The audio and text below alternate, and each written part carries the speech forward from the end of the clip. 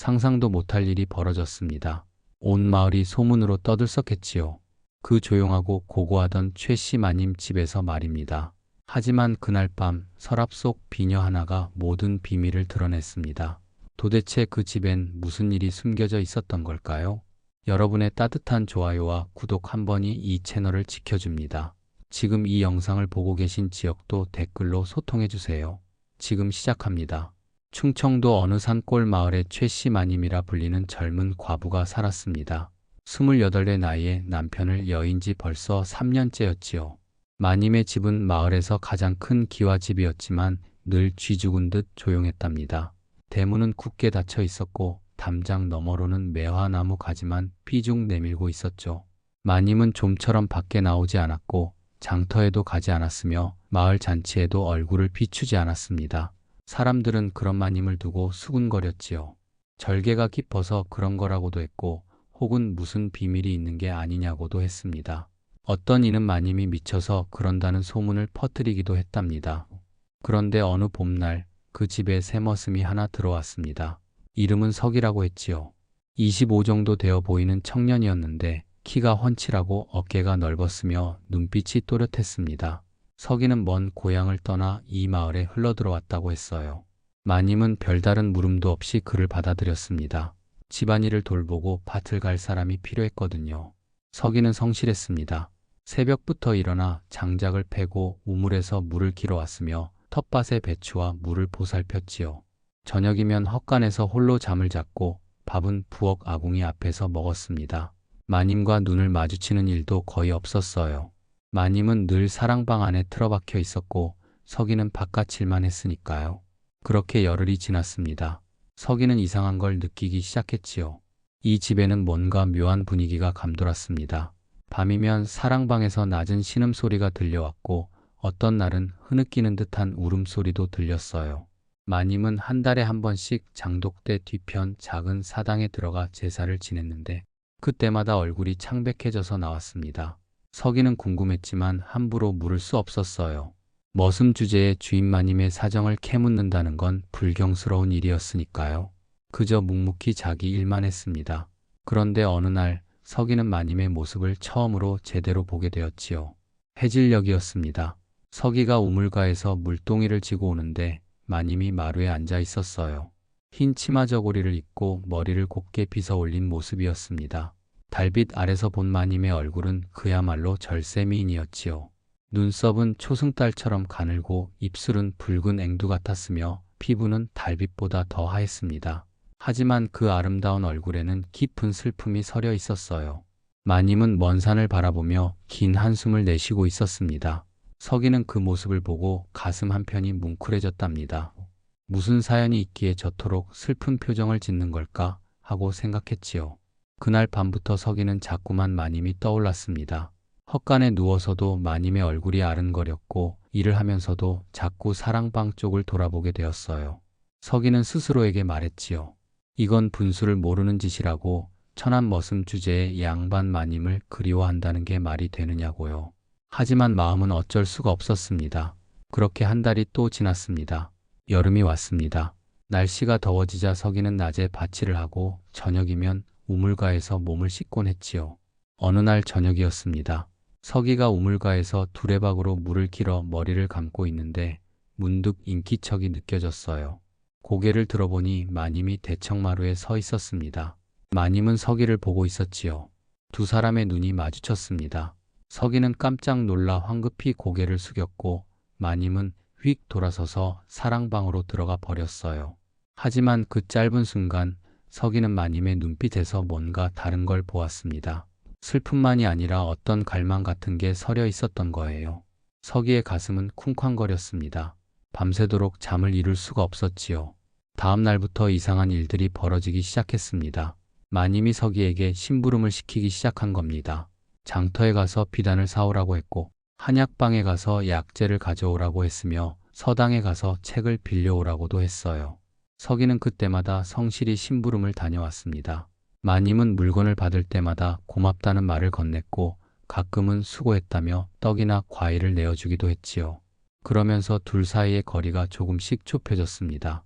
어느 날 저녁 마님이 서기를 불렀습니다. 사랑방 마루 앞으로 오라고 했지요. 서기가 조심스레 다가가니 마님이 말했습니다. 요즘 밤에 잠을 잘 못 잔다고, 마음이 불안하다고, 혹시 밤중에 이상한 소리가 들리면 와줄 수 있겠느냐고요. 서기는 얼떨결에 그러겠다고 대답했습니다. 마님은 희미하게 웃었어요. 서기는 그 미소를 보고 또 한 번 가슴이 두근거렸답니다. 그날 밤 서기는 헛간에서 잠을 청하지 못했습니다. 혹시나 마님이 부를까 싶어 귀를 쫑긋 세우고 있었거든요. 한밤중이 되자 정말로 사랑방에서 소리가 들렸습니다. 문을 두드리는 소리였어요. 서기는 벌떡 일어나 사랑방으로 달려갔습니다. 마님이 문을 열어주었지요. 마님의 얼굴은 창백했고 이마에는 땀이 송글송글 맺혀 있었어요. 마님은 떨리는 목소리로 말했습니다. 악몽을 꾸었다고, 무서워서 잠을 잘 수가 없다고요. 서기는 마님을 진정시키려 애썼습니다. 괜찮다고, 자기가 밖에서 지키고 있을 테니 안심하고 자라고 말했지요. 마님은 고개를 끄덕이며 다시 방으로 들어갔습니다. 서기는 마루에 앉아 밤새 그 방을 지켰어요. 새벽녘이 되어서야 마님의 고른 숨소리가 들렸고 서기는 그제야 헛간으로 돌아갔습니다. 다음날 아침 마님은 서기에게 밥상을 차려주었습니다. 직접 지은 쌀밥과 된장찌개, 나물 반찬이었지요. 서기는 감격했어요. 주인 마님이 머슴에게 직접 밥을 차려준다는 건 흔한 일이 아니었으니까요. 마님은 서기가 밥을 먹는 모습을 지켜보며 조용히 말했습니다. 고맙다고, 덕분에 편히 잤다고요. 서기는 아무 말도 못하고 고개만 끄덕였습니다. 볼이 달아오르는 것이었지요. 그 뒤로 서기와 마님은 조금씩 가까워졌습니다. 마님은 서기에게 가끔 시를 읽어주었고 서기는 마님에게 고향 이야기를 들려주었어요. 둘 다 외로웠던 사람들이었습니다. 마님은 남편을 잃고 혼자가 되었고 서기는 집안이 몰락해서 떠돌아다니던 신세였지요. 서로의 외로움이 서로를 끌어당겼던 겁니다. 하지만 둘 다 조심스러웠어요. 신분의 차이가 있었고 세상의 눈이 무서웠으니까요. 그렇게 여름이 지나고 가을이 왔습니다. 어느 가을날 오후였습니다. 마님이 친정마을에 볏짚을 사러 간다고 했지요. 저녁 늦게야 돌아올 거라며 서기에게 집을 잘 봐달라고 당부했습니다. 서기는 고개를 끄덕이고 마님을 배웅했어요. 마님이 떠나자 집은 또 고요해졌습니다. 서기는 평소처럼 일을 했지요. 마당을 쓸고 장작을 패고 우물에서 물을 길었습니다. 그런데 오후가 되자 비가 내리기 시작했어요. 장맛비가 아니라 소나기였지만 제법 거셌지요. 서기는 얼른 빨래를 걷어들이려고 사랑방 처마 밑으로 갔습니다.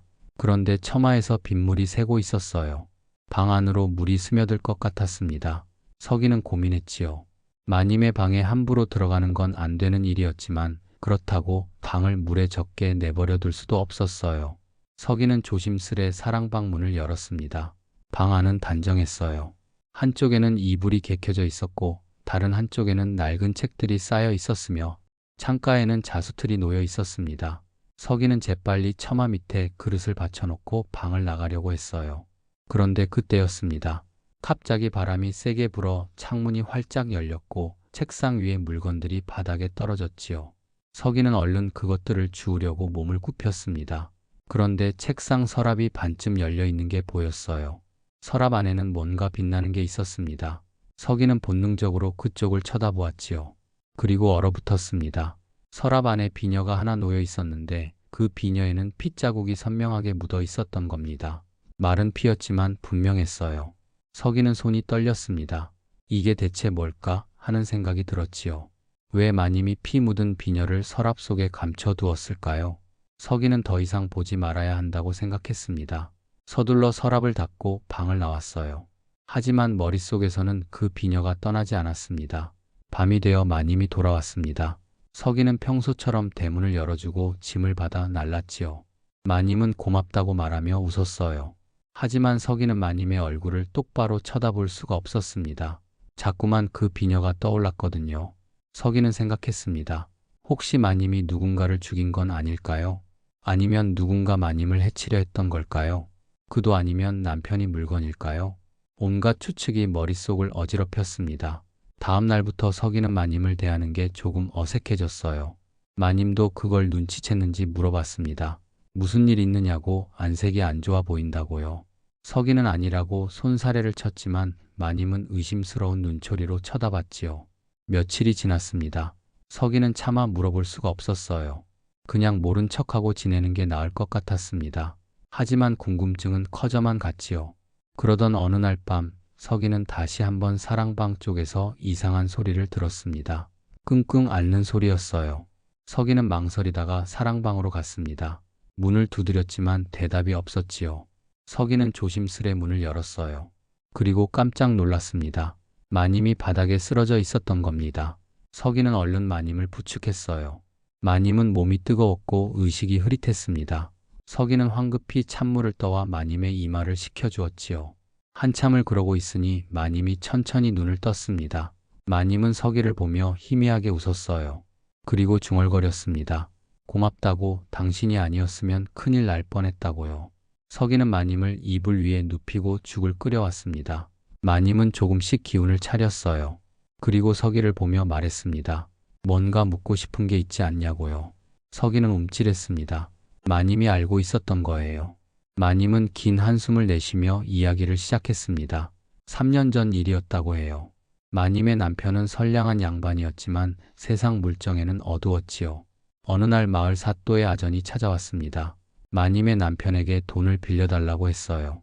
관아에 급한 일이 있는데 잠시만 쓰고 돌려주겠다고 했지요.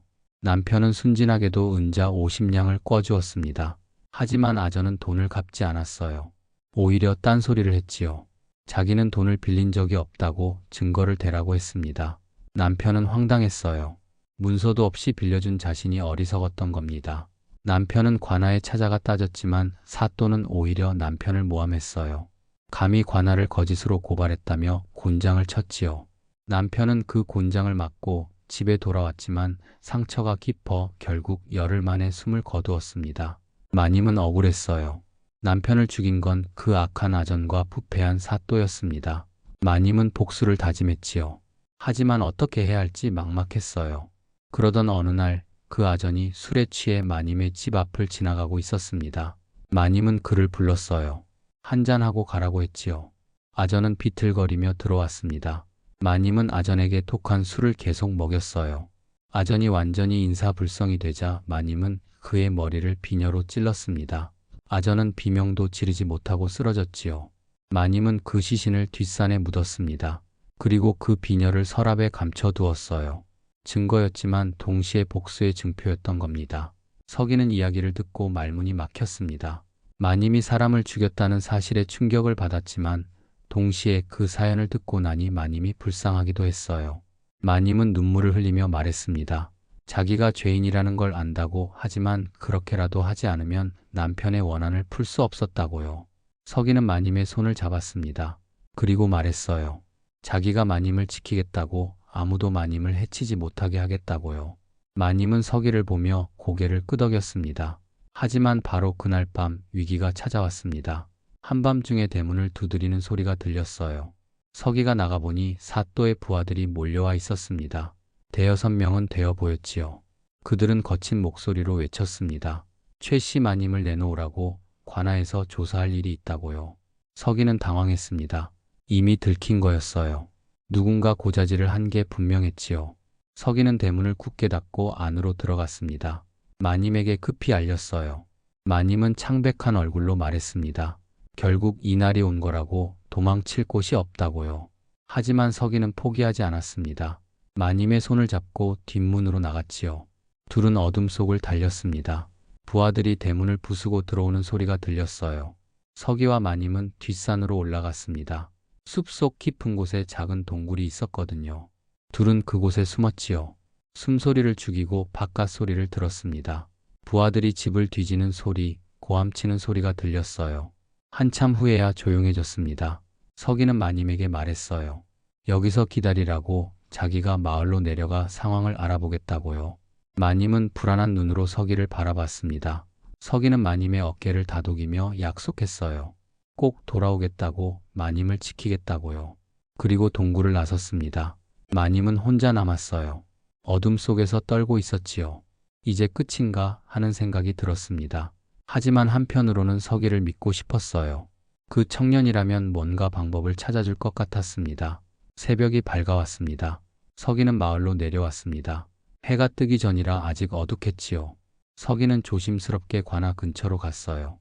그런데 관아 앞에 사람들이 모여 있었습니다. 무슨 일인가 싶어 가까이 가보니 새 사또가 부임해 왔다는 소문이 돌고 있었어요. 전임 사또가 부정부패 혐의로 파직되고 새로운 사또가 왔다는 겁니다. 서기는 귀가 번쩍 뜨였어요. 이건 기회였습니다. 서기는 관아 문을 두드렸지요. 문지기가 나와서 뭐냐고 물었습니다. 서기는 말했어요. 새 사또께 급히 고할 일이 있다고, 중요한 정보를 가지고 있다고요. 문지기는 처음엔 무시하려 했지만 서기가 워낙 간절하게 매달리자 안으로 들여보냈습니다. 서기는 사또 앞에 무릎을 꿇었어요. 그리고 입을 열었지요. 그런데 서기의 말투가 달라졌습니다. 더 이상 머슴의 말투가 아니었어요. 사또 나으리 소인은 한양 포도청에서 파견된 밀정이옵니다. 서기가 품속에서 증표를 꺼냈습니다. 포도청의 관인이 찍힌 패찰이었지요. 새 사또는 놀란 눈으로 서기를 쳐다봤습니다. 서기, 아니 그의 본명은 김덕수였어요. 한양에서 암행어사를 돕는 밀정으로 일하던 인물이었습니다. 그는 이 고을의 부정부패를 조사하라는 밀명을 받고 잠입했던 거였지요. 최씨 마님의 집에 머슴으로 들어간 것도 그 집이 사건과 연관되어 있다는 정보를 들었기 때문이었어요. 덕수는 새 사또에게 모든 걸 고했습니다. 전임 사또와 아전들의 비리, 최씨 마님의 남편이 억울하게 죽은 일, 그리고 마님이 복수한 경위까지요. 덕수는 말했습니다. 최씨 마님은 죄가 없다고, 오히려 피해자라고, 진짜 죄인은 부패한 관리들이라고요. 새 사또는 고개를 끄덕였어요. 자기도 그 소문을 들었다고, 그래서 조사를 시작하려던 참이었다고 말했지요. 덕수는 사또에게 부탁했습니다. 최씨 마님을 보호해달라고, 그리고 진짜 악인들을 처벌해달라고요. 사또는 약속했습니다. 덕수는 관아를 나와 다시 산으로 올라갔어요. 동굴로 가는 길에 마님이 걱정스러운 얼굴로 서 있었습니다. 덕수는 마님 앞에 무릎을 꿇었지요. 그리고 말했어요. 자기의 진짜 정체를 밝혔습니다. 자기는 머슴이 아니라 포도청의 밀정이라고 마님을 조사하러 왔지만 마님의 사연을 듣고 마음이 바뀌었다고, 이제 마님을 지키겠다고요. 마님은 충격을 받았습니다. 믿었던 사람이 자기를 속였다는 사실에 배신감이 들었지요. 하지만 동시에 덕수가 자기를 위해 움직여주고 있다는 걸 알았어요. 마님은 눈물을 흘렸습니다. 고맙다고, 미안하다고, 자기 때문에 곤란해진 거 아니냐고 물었지요. 덕수는 고개를 저었어요. 자기는 정의를 위해 일하는 사람이라고, 마님은 정의의 편에 있다고 말했습니다. 마님은 덕수를 보며 조용히 물었어요. 그럼 이제 어떻게 되는 거냐고요. 덕수는 대답했습니다. 새 사또가 모든 걸 조사할 거라고, 진실이 밝혀지면 마님은 무죄가 될 거라고요. 마님은 안도의 한숨을 내쉬었습니다. 그리고 덕수에게 물었어요. 자기를 머슴으로 대했을 때의 마음은 거짓이었냐고요. 덕수는 단호하게 대답했습니다. 아니옵니다, 마님. 저의 마음만큼은 진심이었습니다. 마님은 덕수를 보며 희미하게 웃었습니다. 그 웃음엔 슬픔과 기쁨이 섞여 있었지요. 새 사또는 즉시 조사에 착수했습니다. 전임 사또와 그 아전들의 비리를 낱낱이 파헤쳤지요. 장부를 뒤지고 증인들을 불러 신문했어요. 놀라운 사실들이 드러났습니다. 전임 사또는 수십 명의 양민들에게서 부당하게 돈을 빼앗았고, 감히 항의하는 자들은 누명을 씌워 곤장을 치거나 감옥에 가뒀어요. 최씨 마님의 남편도 그중 한 명이었던 겁니다. 더 심한 건 그 아전이 여러 집안의 재산을 가로챘다는 사실이었어요. 마을 사람들이 차례로 고발장을 제출했습니다. 억울함을 참고 살아왔던 이들이 이제야 목소리를 낸 거였지요. 새 사또는 전임 사또를 체포하라는 명을 내렸어요. 그리고 공모한 아전들도 모두 잡아들이라고 했습니다. 포졸들이 움직였지요. 전임 사또는 한양으로 도망가려다 붙잡혔고 아전들도 하나둘 잡혀왔어요. 관아 마당에서 공개 신문이 열렸습니다. 마을 사람들이 구경 나왔지요. 사또는 전임 사또와 아전들에게 죄를 물었어요. 너희가 저지른 악행을 모두 고하라고 명령했습니다. 처음엔 발뺌하던 이들도 증거가 쏟아지자 결국 자백했어요. 자기들이 돈을 빼앗았다고, 사람들을 해쳤다고, 최씨 마님의 남편도 자기들이 죽인 거나 다름없다고 인정했지요. 마을 사람들은 분노했습니다. 저런 악한들이 관리 노릇을 했다니 어이가 없다고 입을 모았어요. 사또는 판결을 내렸습니다. 전임 사또는 파직되고 한양으로 압송되어 엄한 처벌을 받을 것이며 아전들은 곤장 100대와 유배형에 처한다고 선언했지요. 사람들은 환호했습니다. 그리고 사또는 최씨 마님을 불렀어요. 마님은 떨리는 발걸음으로 관아에 들어왔습니다. 덕수가 곁에서 지켜주었지요. 사또는 마님에게 말했습니다. 내가 아전을 죽인 것은 사실이지만 그 경위를 들어보니 정당방위이자 폭수였다고, 게다가 남편이 억울한 죽음을 생각하면 동정할 만하다고 했어요. 따라서 죄를 묻지 않겠다고, 오히려 내가 받은 피해를 보상하겠다고 선언했습니다. 마님은 그 자리에 주저앉아 울었어요. 3년 동안 짊어지고 살았던 죄책감과 두려움이 한꺼번에 쏟아져 나왔지요. 덕수는 마님을 부축했습니다. 사또는 또 명령했어요. 전임 사또와 아전들이 빼앗은 재산을 모두 원주인들에게 돌려주라고, 그리고 최씨 마님에게는 남편이 빌려준 은자 50냥의 이자를 더해 돌려주라고 했지요. 마을 사람들은 다시 환호했습니다. 정의가 실현된 거였어요. 마님과 덕수는 관아를 나왔습니다. 마을 사람들이 둘을 따뜻하게 맞아주었어요. 그동안 마님을 이상하게 보던 사람들도 이제는 달라졌지요. 마님이 얼마나 억울하게 살았는지 알게 됐으니까요. 며칠 후 마님의 집에 보상금이 전달됐습니다. 은자 70냥이었어요. 마님은 그 돈으로 집을 수리하고 밭을 사들였지요. 그리고 덕수에게 물었습니다. 이제 어떻게 할 거냐고, 한양으로 돌아가야 하는 거 아니냐고요. 덕수는 고개를 저었습니다. 아직 할 일이 남았다고, 마님을 끝까지 지켜야 한다고 말했어요. 마님은 덕수를 보며 조용히 웃었습니다. 그 웃음엔 감사와 애정이 담겨 있었지요. 가을이 깊어졌습니다. 단풍이 온 산을 붉게 물들였지요. 마님의 집에는 웃음소리가 돌아왔어요. 마님은 더 이상 방 안에 틀어박혀 있지 않았습니다. 마당에 나와 꽃을 심고 장터에도 나갔으며 이웃들과도 이야기를 나눴지요. 마님의 얼굴에서 어두운 그림자가 사라졌습니다. 덕수는 여전히 그 집에서 지냈어요.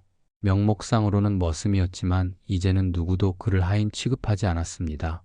마을 사람들은 덕수가 포도청 밀정이었다는 걸 알고 있었고 그를 존경했지요. 덕수와 마님은 날마다 함께 시간을 보냈습니다. 아침이면 함께 밭일을 했고 오후면 마루에 앉아 차를 마셨으며 저녁이면 달빛 아래 산책을 했어요. 둘 다 더 이상 숨기지 않았습니다. 서로를 향한 마음을 인정했지요. 하지만 아직 말로 표현하지는 못했어요.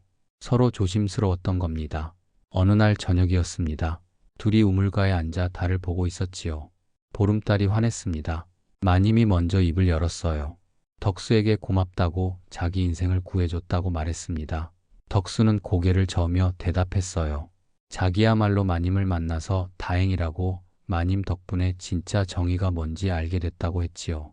마님은 덕수를 보며 물었습니다. 이제 정말 떠나야 하는 거냐고, 한양으로 돌아가야 하는 거냐고요. 덕수는 잠시 망설이다가 대답했습니다. 포도청에서는 복귀하라는 전갈이 왔다고, 하지만 자기는 여기 남고 싶다고 말했어요. 마님이 이유를 물었지요. 덕수는 조용히 대답했습니다. 마님 곁에 있고 싶기 때문이옵니다. 마님의 눈에 눈물이 고였어요. 기쁨의 눈물이었습니다. 마님도 고백했지요. 자기도 덕수가 떠나지 않길 바랐다고, 이제는 덕수 없는 삶을 상상할 수 없다고요. 덕수는 마님의 손을 잡았습니다. 따뜻했어요. 마님도 덕수의 손을 꽉 쥐었지요. 두 사람은 달빛 아래 오래 앉아 있었습니다. 말은 없었지만 마음이 통했어요. 며칠 후 덕수는 포도청에 편지를 보냈습니다. 임무를 마쳤으니 이제 사직하겠다고, 이곳에 정착해 살겠다고 적었지요. 포도청에서는 허락한다는 회신이 왔어요. 덕수는 홀가분해졌습니다. 이제 마님과 당당하게 함께할 수 있게 된 거였으니까요. 마님은 덕수에게 청혼했습니다. 자기와 혼인해 줄 수 있겠느냐고 물었어요. 신분 차이 따윈 더 이상 중요하지 않다고, 둘이 함께하면 어떤 어려움도 이겨낼 수 있다고 말했지요. 덕수는 기쁘게 받아들였습니다. 평생 마님을 지키겠다고, 행복하게 해주겠다고 약속했어요. 마을 사람들도 축복해 주었습니다.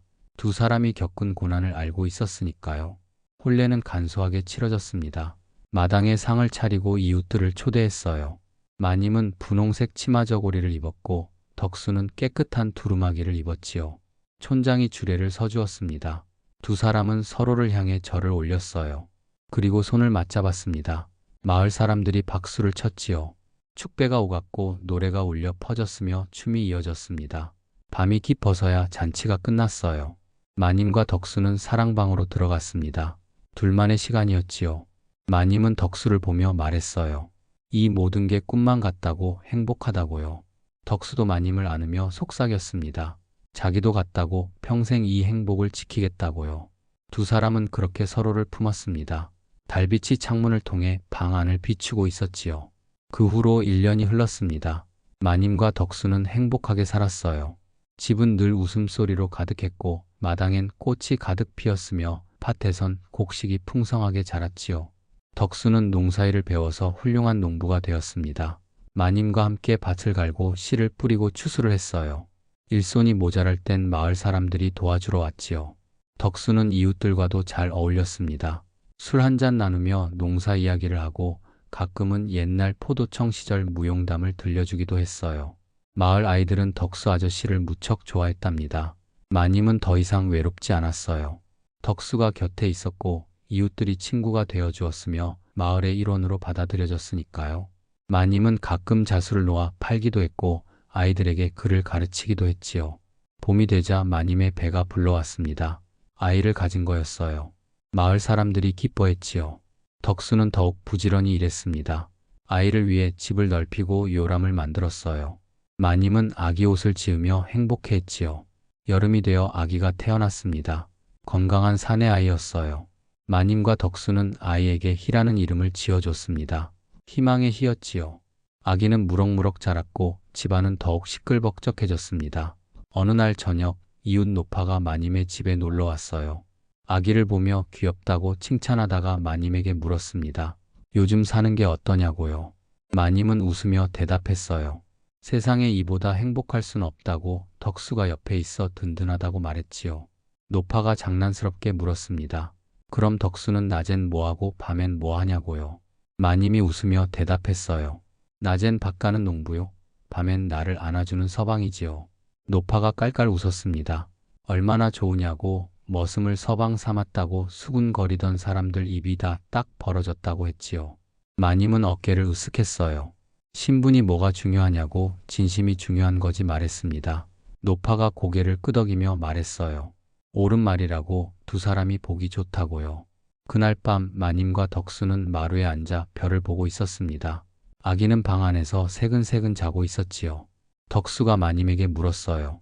후회하지 않느냐고. 자기 같은 사람과 혼인한 게요. 마님은 고개를 저으며 대답했습니다. 한 번도 후회한 적 없다고. 오히려 매일 감사하다고 말했어요. 덕수도 웃으며 말했지요. 자기도 마찬가지라고. 마님을 만난 게 인생 최고의 축복이라고요. 두 사람은 손을 잡고 별을 보았습니다. 가을 하늘엔 별이 가득했고 밤바람은 시원했으며 멀리서 귀뚜라미 소리가 들려왔지요. 마님은 생각했습니다. 3년 전 그 어두운 날들이 이제는 아득하게 느껴진다고요. 고통도 있었고 슬픔도 있었지만 그 모든 게 지금 이 행복으로 이어졌다고요. 덕수도 생각했습니다. 포도청 밀정으로 이 마을에 왔던 게 운명이었다고. 마님을 만나기 위해 여기까지 온 거라고요. 세월이 또 흘렀습니다. 아이는 무럭무럭 자라 씩씩한 소년이 되었고 마님과 덕수는 백발이 되어서도 여전히 손을 잡고 다녔어요. 마을 사람들은 그 둘을 보며 말했지요. 저렇게 사랑하며 사는 부부가 어디 있겠냐고. 참으로 보기 좋다고요. 마님과 덕수의 이야기는 마을의 전설이 되었습니다.